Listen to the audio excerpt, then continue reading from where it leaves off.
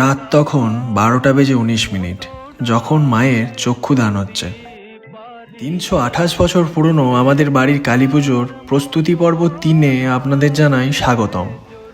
এই পর্বটি আমার সবচেয়ে পছন্দের পর্ব, কারণ এই পর্বে থাকছে মায়ের চক্ষুদান।